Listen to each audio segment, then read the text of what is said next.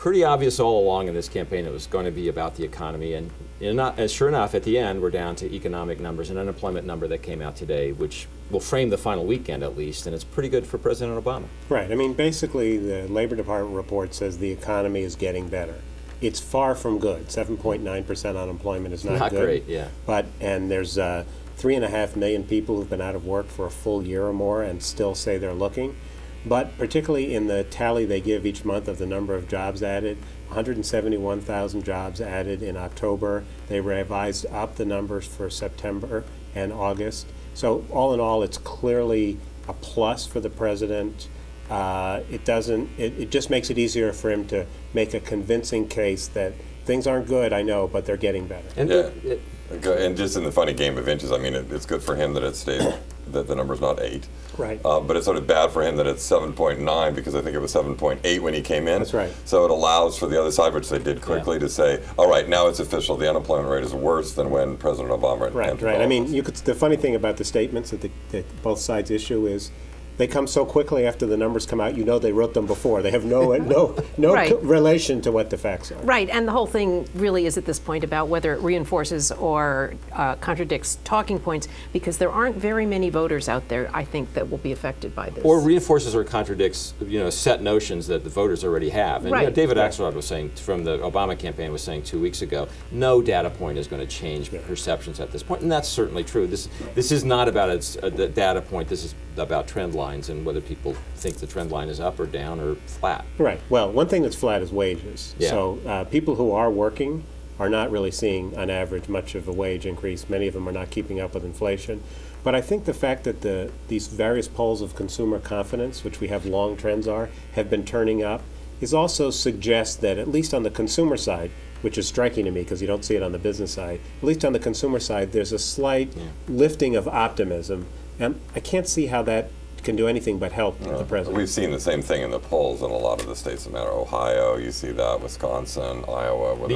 Confidence edging up a little. Yeah, a general sense, not a big one, but general sense that when it comes to the economy, things are getting better, even though you don't, when in the classic right track, wrong track, is the country on the right track or wrong track, that hasn't really improved all that much. But if is the economy getting better? Do you think it'll be better next year? Will it be better next year is particularly markedly improved. Yeah. I wonder if the housing isn't maybe the indicator that may have more resonance, that if housing market seems to have firmed up, and if people think their house is worth a little bit more, then they think they're worth a little bit more, and that was the missing factor for 3.5 years, 4 years really.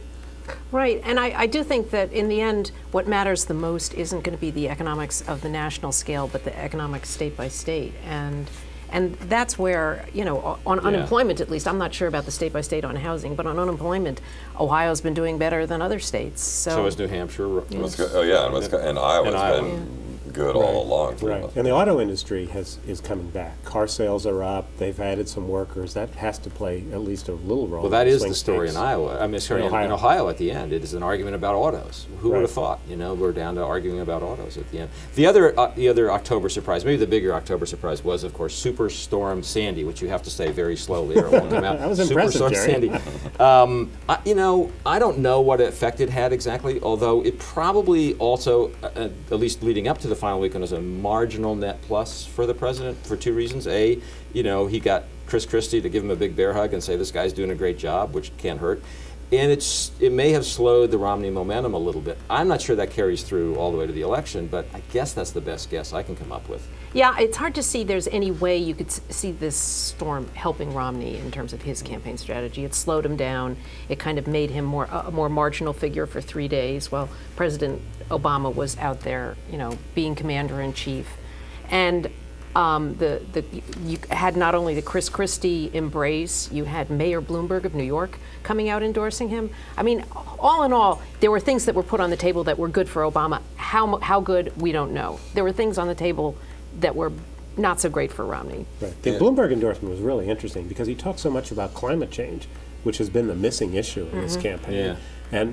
And it's hard not to think about climate change when you see those pictures of lower Manhattan underwater. And Bloomberg basically tongue-lashed both candidates for not doing. And he's more. right. Nobody. Yeah. When was the last time you heard the words global warming or climate change in Right. this It wasn't like campaign? any of the debate moderators, our colleagues, asked about it either. No, exactly. In the end, the Sandy could have one effect on the election that's notable if, in the end, these key suburbs, Philadelphia and surrounding suburbs, have difficulty turning out. That's where Obama's core support is. And now Romney's actually making a play for Pennsylvania. He's going there this weekend. It's kind of the Hail Mary pass of sorts, but there could be some depressed turnout in that area, and even for that matter, of course, in New Jersey, which is not really up for grabs, but that could be no. Do you think that makes it more likely that we have one of these things where Obama wins the Electoral College, but Romney wins the popular vote? I mean, there's a lot of talk about that. I think it's still not necessarily likely to happen, but I think this could. I mean, those are big numbers, Democratic numbers: New York, Connecticut, New Jersey. And if you're talking about a million votes or something, you depress the vote by that much, and those big blue states could have an effect. Now we've been talking here about things that look marginally better for the president as we reach the end. None of that changes the fact that the Romney people really are confident at the end. They really think they're going to win. They think momentum continues to move in their direction, that people who haven't decided at this point that they're going to vote for Barack Obama have really decided they're going to vote against him. They just haven't admitted it yet, and that there's going to be a big move at the end into the Romney column. I mean, we basically have, if you start doing the math, a situation where both of these guys are almost certain, I think, to get at least 48% of the vote, maybe even 48.5. It's going to be incredibly tight, but there is this sense, particularly on the Romney side, that this could be a landslide. I get texts from various Romney donors and the like. Neil, you're not, you don't see what's happening. And they really think it could just tilt. And I think if it is going to tilt in a big way, either way, it would definitely tilt towards Romney. But what is the evidence that they see other than they're in their hearts? They look at enthusiasm. They think the trend lines are going their way. They think there's the possibility of a falling out of support among kind of traditional working class support for Obama, particularly in like Pennsylvania. Plus, they see an Obama ceiling, and this is true that he's never really been able to crack above that 47-48% level, even in swing states that he's leading, with some exceptions. But that represents not a floor for the president going into the final weekend, but the absolute ceiling. He can't get above that, and therefore everything it must be about to move our direction. Well, except the Obama people look at the polls and they see something. They see opportunity in the fact that their lead over Romney is bigger among registered voters, and then when the pollsters try to pull out and just focus on the most likely voters, his lead is smaller.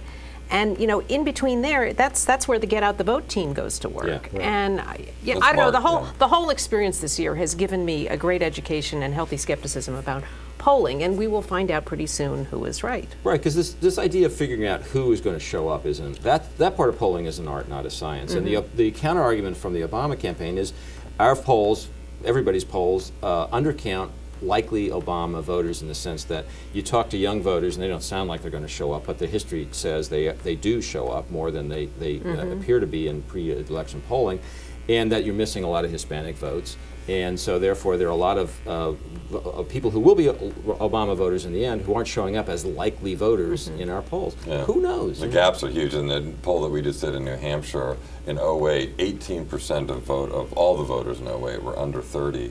In this one we had likely voters being 6%. So that's a third of what turned out the last time. Wow. Well, it's time to roll out the old cliche, the only poll that matters is the one that happens on Tuesday. Yeah, exactly. So what's the closing argument for each guy in this last weekend? Well, they're both trying, I think they both will be trying to talk about the future and get a little bit away from the attack on each other, because that doesn't feel like a closing argument. And what Romney has been saying, and probably will continue to focus on, is that we can't afford 4 more years like the 4 years we've just had. And Obama has to convince people that, no, we can't and we won't. Yeah. Obama's kind of talking about, I mean, to the extent that Obama is backward looking, he's saying we can't afford to return to the policies Obama's we had. Is basically, we're not there yet, but we've come a long ways. Right. And if you elect Romney, you'll get all the seeds of the crisis that caused this problem in the first place. And by the way, I noticed in his closing argument essay that CNN.com has, he mentions Bill Clinton.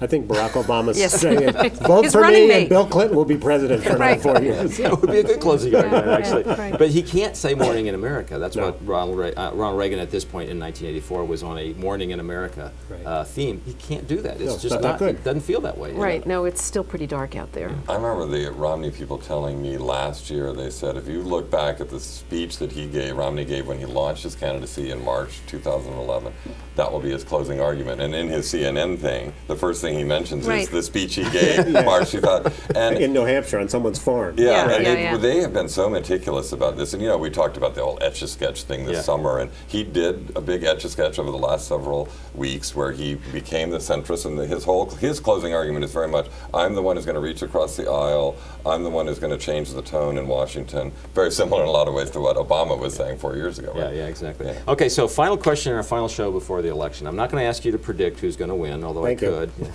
because none of us knows. That would be worthless. But what are you going to be watching for on election night?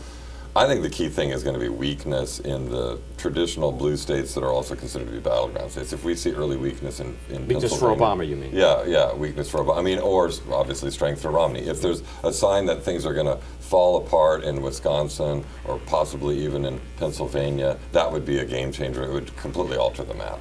I'm looking to see what happens in Virginia and New Hampshire, because since they're on the East Coast, we'll get a better sense for them. And if they're going big for Obama, I think it portends well for him. If they're going good for Romney, portends Long well night. for him. Well, and it is a gift to those of us with East Coast deadlines that a lot of the most important states are in the East Coast.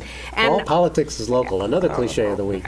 right, but the other thing is I'll also be watching for the outcome in the Senate and House races, and those East Coast Senate races are really going to count for a lot.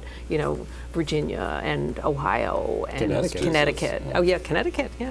I'm going to be totally conventional and say I'm just going to watch Ohio, because it's true. If Mitt Romney doesn't win Ohio, it's very hard to get from here to there for him. I think we'll know reasonably early if it's going to be a decisive win for Obama in Ohio, or if it's going to be so close we'll all be here at 3 a.m. having this conversation. With a lot of lawyers. With a lot of lawyers Right, a lot gathering. of That'll be lawyers. fun. Yeah. I'll be watching for the population of lawyers to increase in Florida and Ohio. Well, it's as they say, it's going to be an election worth having. So it's been fun to talk about it. That's DC Bureau for this week. Don't forget to join the conversation on hashtag WSJ Live on Twitter, and join us on Tuesday night for our special live coverage of the election results. The Wall Street Journal's Alan Murray will be in New York, and I'll be in Washington bringing you interviews with top political lawmakers and strategists, as well as some reports from WSJ correspondents and editors around the country and around the world.